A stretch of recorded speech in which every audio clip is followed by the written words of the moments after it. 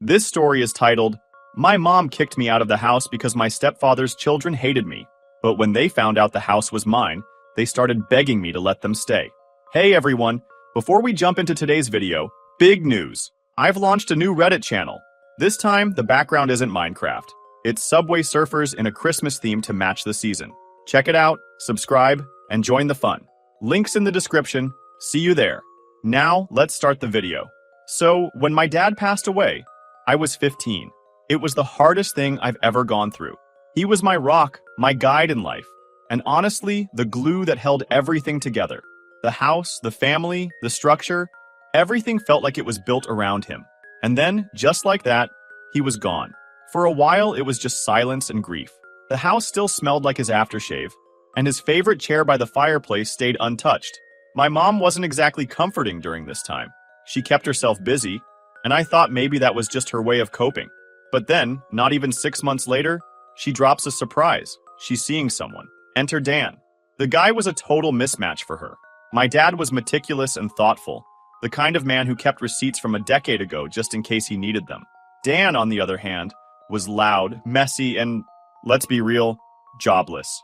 The kind of guy who thinks he's charming just because he knows a few jokes. Before I could even process that she was dating this dude, they were married. Yeah, married. Within months of my dad's death. No small ceremony, no family discussion, nothing. Just a quick courthouse wedding. And suddenly Dan and his 2 kids, Lily and Kyle, were moving into our house. Now, imagine this. I'm still grieving my dad, trying to hold on to some sense of normalcy. And here comes Dan with his kids, acting like they've been here forever. Lily, the older one, was your typical spoiled stepsister. She had this permanent eye-roll attitude like the world revolved around her. Kyle, her younger brother, just followed her lead. Together, they made it clear I wasn't welcome in what was still technically my house. Dan, though, was the worst of them all. He'd plop himself in my dad's chair, like it was his throne, and bark orders at me like he owned the place. Hey, grab me a soda! Or turn the TV to the game. And my mom, she just let it happen. He's trying to make this a family, she'd say. Right, a family where I was suddenly the outsider. It didn't stop there. Slowly but surely, my dad's presence in the house started disappearing. His tools in the garage? Dan moved them out to make space for his stuff, which by the way was mostly junk. My dad's favorite mug? Replaced with Dan's oversized novelty cups. His chair? Dan took that over too, calling it his spot. Then came the day I noticed something truly heartbreaking. My dad's wedding photo was gone from the living room mantle. In its place was a photo of my mom and Dan from their rushed wedding. When I confronted her, she brushed it off like it was no big deal. We're making new memories now, she said. I was furious. But what could I do? Lily and Kyle weren't any better. Lily treated the house like her personal palace, leaving her stuff everywhere and blasting music whenever she wanted. Kyle followed suit, making messes and acting like chores didn't exist. They'd take the good snacks, hog the TV, and ignore me completely. And when I finally stood up for myself, "You're being selfish," Mom said. "They're part of the family now. You need to adjust." Adjust? To what? Being pushed aside? Feeling like a stranger in my own home? It wasn't long before the tension boiled over.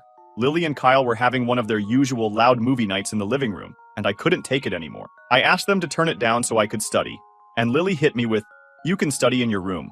We're not bothering you." We're not bothering you? Seriously? It's my house too. I told them as much, and that's when Lily snapped back. This isn't your house. It's our home now, so deal with it. I stormed off and told my mom what happened, thinking she'd at least back me up a little. Instead, she gave me the same tired line about making an effort. When I said I felt like I didn't even belong here anymore, she sighed and said, "Maybe it's best if you stayed with your grandparents for a while." And that was it. Just like that, I was out of my own house. I knew the house wasn't really theirs.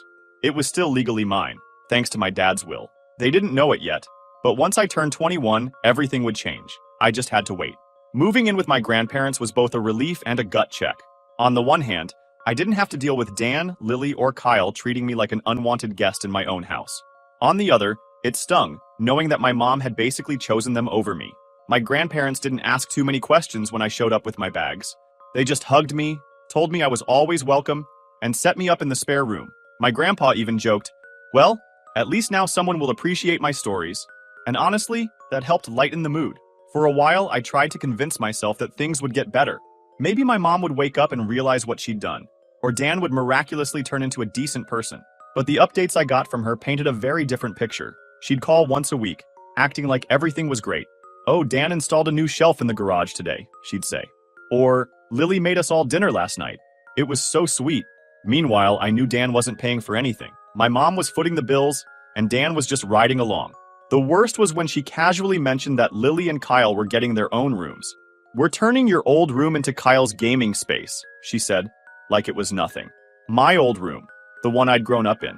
Now it was Kyle's. I couldn't hold back. "So, you're just erasing me from the house?" I asked. She laughed nervously, like I was overreacting. "It's not like that. You're always welcome to visit." Sure, I was welcome, as a guest. What really pushed me over the edge was the next phone call. My mom didn't even bother with small talk. "So, Dan and I were thinking," she started, which was already a bad sign. "It might be a good idea if you give one of the properties your dad left you to Dan." I had to pause and make sure I heard her right. "You want me to give one of Dad's properties to Dan?" "Just one," she said, like it was no big deal. "It would help him feel like this is his family too." I couldn't believe it. "Mom, you do realize those properties are for my future, right? Dad left them to me for a reason." She sighed, annoyed, like I was the unreasonable one. "Dan is trying so hard to make this family work. This could really bring us all closer," I snapped. "Closer? You kicked me out of the house for them? And now you want me to hand over part of Dad's legacy to a guy who hasn't worked a day in his life? No way." She didn't call me selfish outright, but the tone was there. "You need to think about what's best for everyone, not just yourself," she said before hanging up. After that, I stopped answering her calls for a while. Living with my grandparents became my safe zone. They didn't hover, but they made sure I was okay. My grandma would slip snacks into my backpack when I wasn't looking, and my grandpa always found reasons to include me in whatever project he was working on. They gave me space to vent when I needed it, but never pried for details. At school, I threw myself into studying and hanging out with friends. It wasn't like I was trying to distract myself from the situation. Okay, maybe a little. But I realized that being around people who actually valued me made a huge difference. My grandparents' house felt more like home than my mom's ever did after Dan moved in. The calls from my mom didn't stop, though. She'd leave voicemails trying to guilt me back into her world. "I miss you," she'd say. "Why don't you come over for dinner this weekend? Dan's making his famous chili." As if sitting across the table from Dan and his kids was some kind of treat. It wasn't just my mom either. Relatives started chiming in. "You need to forgive your mom," one aunt told me. "She's just trying to do what's best for everyone." Another uncle said, "Family is family. You have to let this go." But none of them offered to take me in when my mom kicked me out. Funny how that works. Despite all of this, I kept reminding myself of one thing. Once I turned 21, everything my dad left me would officially be mine. The house, the properties, the savings, everything. Dan and his kids might think they'd settled in for good, but they didn't realize their time was running out. I started quietly planning for the day I could take it all back. I didn't tell my mom, of course. The less she knew, the better. I started researching renovation options for the house and even looked into rental prices in the area. My grandparents noticed, but they didn't ask too many questions. "You're planning ahead," my grandpa said one evening, nodding approvingly. "Your dad would be proud of that." That simple comment hit me harder than I expected. My dad had planned everything so carefully to make sure I'd have a future, and I wasn't going to let anyone, including Dan, take that away. For now, I played the waiting game. Mom and Dan were living it up in my dad's house, thinking they had all the time in the world. But in the back of my mind, I knew the clock was ticking, and when the time came, they'd have to face reality. When my 21st birthday finally came around, I didn't throw a big party or anything. There wasn't time for that. This was the day I'd been waiting for since I left my mom's house. Everything my dad left behind was officially mine now. No more waiting, no more playing nice, and no more watching Dan and his kids live rent-free in what was supposed to be my future. I started by calling my mom to let her know my plans. Honestly, I wasn't expecting much from the conversation, but I wanted to at least give her a heads up. "Hey, Mom," I said, trying to keep things civil. "I just wanted to let you know I've decided to renovate the house." There was silence on the other end for a few seconds before she said, "What do you mean, renovate?" "I mean, I'm getting the house ready to rent out. It's officially mine now, so I'm moving forward with the plans I've been making." She didn't even try to hide her annoyance. "This is our home. How can you just kick us out?" I almost laughed. "You mean my home? The one you kicked me out of years ago so Dan and his kids could take over? That house? Don't be dramatic," she shot back. "You're always welcome here. This isn't about that. It's about family. Dan and I have worked so hard to make this a home, and now you're just taking it away?" I wasn't about to get dragged into some guilt trip. You've got 2 weeks to figure something out, I told her. I'll be sending contractors in after that. She tried to argue, but I wasn't having it. I hung up before she could throw in any more excuses. The first thing I did was call a locksmith. I wasn't about to risk Dan and his kids turning this into a standoff by refusing to leave. The locks were changed within 2 days, and I made sure I had every key in hand. Of course, that didn't sit well with them. The day they came back from whatever trip they'd been on, my phone started blowing up. First, it was my mom. Her voicemails were a mix of angry yelling and fake crying. "How could you do this to us?" she wailed in one. "This is our home!" Then came the calls from Dan. He tried to play tough guy, but it was honestly laughable. "You can't just kick us out like this!" he barked in one voicemail. "We've got rights!" I didn't bother responding to either of them. Instead, I texted my mom. "You have 2 weeks to move out. That's more than fair." After I got the house back and gave them their 2 weeks to leave, I honestly thought that would be the end of it. I was wrong. Those 2 weeks turned into some of the most stressful and ridiculous days of my life. If I thought Dan and his kids were entitled before, they turned it up to 11 once they realized their freeloading days were numbered. At first, they tried ignoring the whole situation, like pretending it wasn't real would somehow make it go away. I drove by the house a few days after changing the locks and saw no signs of them packing. No moving boxes, no U-Haul, nothing. They were still sitting around like they had all the time in the world. I confronted my mom about it. "You guys haven't even started packing," I said. "I told you, you have 2 weeks." She gave me that fake, patronizing smile she always used when she thought she could manipulate me. "We're just getting everything in order," she said. "It's a big transition, you know. These things take time." "Time is exactly what you don't have," I replied. "You've already wasted a week." Mom tried to laugh it off like I was being dramatic. "You need to calm down. We'll handle it." But they weren't handling anything, and I wasn't going to sit around waiting for them to drag this out. The day before the deadline, things hit a whole new level of absurdity. I stopped by the house to check on their progress and found my mom, Dan, and Lily sitting in the living room like nothing was happening. There were no signs of packing, just a family lounging around like they didn't have a care in the world. "What the hell is going on?" I asked. "You're supposed to be out tomorrow." Mom stood up, putting on her best innocent act. "We're working on it," she said. It's been hard. Lily's pregnancy has been difficult, and Dan's been stressed. We just need a little more time." "No," I said firmly. "You've had 2 weeks. That's more than enough time." Dan exploded. "How can you treat us like this? After everything we've done for this family?" I turned to him. "Done for this family? Like what?" They kept begging, but I didn't budge. The final day arrived, and I was ready for it to be over. It had been 2 weeks of nonsense. Begging, guilt trips, fake tears, and downright absurd demands. I had held firm through all of it, but I knew this last day wouldn't go quietly. I drove up to the house early in the morning. I wanted to make sure they were actually moving out this time. When I pulled into the driveway, I saw a few boxes scattered outside, but no moving truck, no sign of them being anywhere near finished. It was already looking like another headache. As I got out of the car, my mom stormed out the front door. "Oh, so you decided to show up?" she snapped, crossing her arms. "Yeah, I figured I'd make sure you were actually packing," I shot back. "You've had 2 weeks, and it doesn't look like much has changed." She rolled her eyes and waved a hand toward the house. "We're working on it, okay? Moving is hard. You wouldn't understand." I stepped up onto the porch, trying to keep my cool. "What's hard to understand? I even gave you that much time when I didn't have to. You're just dragging this out because you think I'll cave." Before she could respond, Dan came out, looking like he was ready for a fight. "What's your problem, kid?" he barked, standing a little too close for comfort. "We've got nowhere to go, and you're over here acting like a big shot. You think this makes you a man, throwing your family out?" I crossed my arms and stared him down. "First of all, let's get something straight. You're not my family. Second, you've had plenty of time to figure this out. If you're still here when the movers arrive, that's on you." Dan's face turned red, and I could tell he was trying to intimidate me. "You know, your dad would be ashamed of you right now," he said through gritted teeth. That one stung, but I wasn't about to let him see it. "Nice try, Dan, but my dad's the reason you're even standing in this house right now. Don't talk about him like you knew him."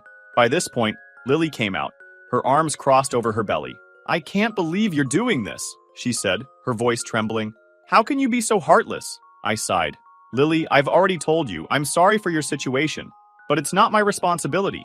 If you had spent less time sitting around and more time packing, maybe you wouldn't be in this position right now."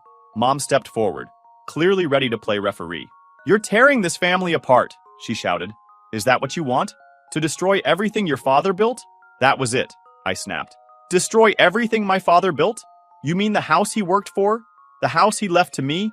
That you let Dan and his kids take over like it was theirs? Don't put this on me. This is your mess, not mine. Mom stood there stunned for a moment before the tears started. She covered her face and sobbed, saying, I just don't understand how you can be so cruel. Meanwhile, Dan wasn't giving up. He started pacing back and forth, muttering under his breath about how unfair this all was. Finally, he stopped and pointed at me. You think you're so smart, don't you? Coming in here and taking what's yours. Well, let me tell you something. You're going to regret this. One day, you're going to look back and realize you ruined this family. I didn't even flinch. The only thing I'm going to regret is not doing this sooner. You've had years to get your life together, Dan. And instead, you've just been mooching off my mom and acting like you own the place. Well, guess what? You don't. And now it's time for you to go. Kyle, who had been lurking near the door this whole time, finally decided to pipe up. This is so unfair, he whined. We've done nothing but treat this place like home, and now you're just kicking us out? Exactly, I said. This isn't your home, it's mine. And if you don't want to be out on the street, I suggest you stop whining and start packing. By noon, the movers I had scheduled showed up. I'd warned them ahead of time that there might be some complications, so they came ready to work.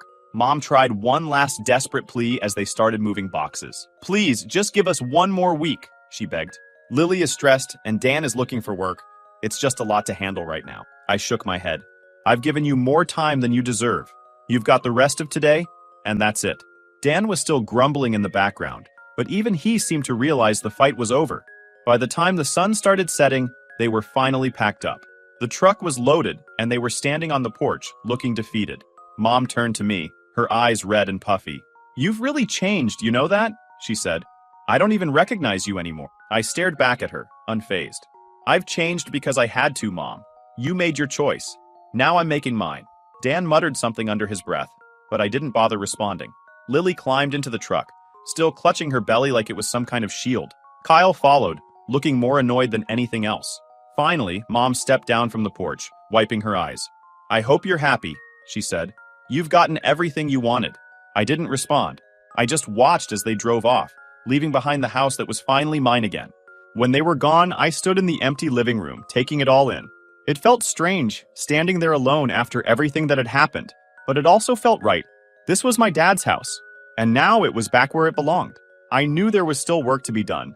Renovations, new tenants, rebuilding my life. But for the first time in years, I felt like I was finally in control. Once they were officially out of the house, I thought that would be the end of it. I figured they'd move on, find somewhere else to live, and I could finally close this chapter of my life. But of course, that's not how entitled people work. Dan, my mom, and her so-called new family couldn't just leave me alone. They came crawling back, each with their own manipulative tactics to get me to take them back in. It started small. About a week after they moved out, I got a text from my mom. Hey, just checking in, it read. How's everything going with the renovations? I stared at my phone, debating whether to answer. I knew this wasn't just a friendly text. I could feel the strings attached, even through the screen. Against my better judgment, I replied, Everything's fine. That was all she needed. Within minutes, my phone rang. I let it go to voicemail because I wasn't in the mood for one of her guilt trips. Later, when I listened to the message, it was exactly what I expected. Hey, sweetie, I've been thinking about everything, and I really think we should talk. Dan's been struggling to find work, and Lily is really feeling the stress of her pregnancy. We're all trying so hard, but it's been really tough without a stable place to stay. Maybe we can figure something out. Call me back, okay? I rolled my eyes so hard I thought they might get stuck. Figure something out? I'd already figured everything out. I gave them 2 weeks to leave and they failed to prepare. That wasn't my fault. Over the next few days, the attempts escalated. First, it was Dan calling me directly. I didn't even save his number, but his obnoxious tone was unmistakable. Look, kid, he started, as if we were about to have some heart-to-heart. I know we've had our differences, but I think it's time we put all that behind us. Family is family, you know? And I get it. You were upset. And maybe I didn't handle things perfectly, but we're all human. We just need a little help getting back on our feet. You can't expect us to do that without some kind of support. I nearly laughed out loud. Support? From me? After years of freeloading and treating me like an outsider in my own home, he thought he could appeal to my sense of charity? Dan, I said flatly, you've had years to get back on your feet. My answer is no. He tried to argue, bringing up Lily's pregnancy and Kyle's supposed emotional struggles. It's been hard on all of us, he said, his voice dripping with fake sincerity. We're not asking for much. just a roof over our heads until we figure things out. I cut him off. No, Dan. I already gave you plenty of time. That was more than generous. Find someone else to guilt trip. Then came Lily's turn. She messaged me one evening, starting off with a pathetic, "Hey, I just wanted to say I'm sorry for everything." I didn't reply because I knew exactly where this was heading. Sure enough, a follow-up text came through an hour later. "I'm really struggling with the pregnancy," she wrote. "The stress of not knowing where we're going to live is affecting me and the baby. I know we didn't always get along, but I thought maybe we could start fresh. It would mean so much to me if you could just let us stay for a little while, just until after the baby is born." I didn't even bother responding. I wasn't about to get sucked into her sob story. A few days later, my mom showed up at my grandparents' house unannounced. She was clearly desperate. Her hair was a mess, and she had that frantic look she always got when things weren't going her way. My grandparents let her in, though they weren't exactly thrilled to see her after everything that had happened. "Can we talk?" she asked, looking at me with what I'm sure she thought was a motherly expression. I folded my arms and leaned against the counter. "What do you want, Mom?" She sighed dramatically, like she was carrying the weight of the world on her shoulders. "I just want us to be a family again," she said. "This whole situation has gotten so out of hand. I know you're angry, but we can work this out." "There's nothing to work out," I replied. "You made your choices, and now you're dealing with the consequences." "But Lily's pregnant!" she exclaimed, her voice breaking. "She needs stability. Dan's been looking for jobs, but it's hard right now. And Kyle, he's just a kid. He doesn't deserve this." "And neither did I shot back. "You didn't care about my stability when you kicked me out of the house. You didn't care about how I felt when you let Dan take over. Why should I care now?" My mom tried to guilt me, saying things like, "I'm still your mother, and I did the best I could," but I wasn't buying it. My grandparents eventually stepped in and told her it was time to leave. As she walked out the door, she muttered, "You're going to regret this one day." The final straw came when they showed up at the house unannounced. I was there meeting with the contractors, going over some last-minute details for the renovations, when Dan's beat-up truck pulled into the driveway. I froze for a moment, watching as Dan, my mom, and Lily climbed out, looking like they were ready for some kind of intervention. "You've got to be kidding me," I muttered under my breath. Dan was the first to speak. "We just want to talk," he said, holding up his hands like he was trying to defuse a situation. "There's nothing to talk about," I said firmly. "You're trespassing." "We're desperate," my mom said, her voice cracking. "We've been staying with friends, but it's not working out. We need your help." I stared at them, completely unimpressed. "You mean you need me to let you back into the house you trashed and disrespected for years? That's not happening." Lily started crying, clutching her belly for added effect. "Please," she begged. "I don't know what else to do." Dan stepped forward, trying to play tough again. "You're really going to turn your back on us? After everything we've been through?" I crossed my arms and stood my ground. "Yes, I am. You've got 5 minutes to leave, or I'm calling the police." They tried one last round of pleading, but when they realized I wasn't budging, they finally got back in the truck and drove off. That was the last time they tried to reach out. I heard through the grapevine that they'd moved to a tiny apartment across town. And honestly, that was fine by me. They were no longer my problem, and I could finally focus on moving forward with my life. One thing's for sure, I'm not letting them back into my life, no matter what sob story they come up with next. I'll update you all if anything changes. Something tells me this isn't the last I've heard from them. Update. Well, I knew it wouldn't be long before my mom came back around. Like I said in my last post, people like her and Dan don't just disappear quietly. But even I didn't expect what happened next. A few weeks ago, I got another message from her. This one wasn't like the others, though. There was no guilt trip, no manipulation, no desperate pleas to let them back into the house. It was short and to the point. "Can we talk? I owe you an apology." At first, I didn't respond. I mean, what was there to say? An apology now? It felt pointless. But then I figured, what the hell? I was curious. We met at a coffee shop near my grandparents' place. I kept it public because I didn't want this turning into a scene. When I walked in, she looked different, tired, worn down. Not the confident, smug version of my mom I'd grown used to. She started talking before I even sat down. "I need to apologize," she said, "for everything."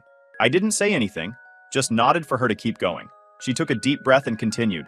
"I made a lot of mistakes, and I didn't see it until now. Dan, he's not who I thought he was." Apparently, things had gone south for her and Dan after they moved out. Without the house, the stability, and the free ride, Dan had shown his true colors. According to her, he'd become angry, controlling, and completely different from the man she thought she married. "He treated me well when we were in the house," she said, her voice shaking. "But once it was gone, once I didn't have anything else to offer, he changed. He blamed me for everything. For losing the house, for not finding him a job, for Lily's pregnancy stress. He yelled at me constantly, Made me feel like everything was my fault. She paused for a moment, then added, "We're filing for divorce." I wasn't surprised.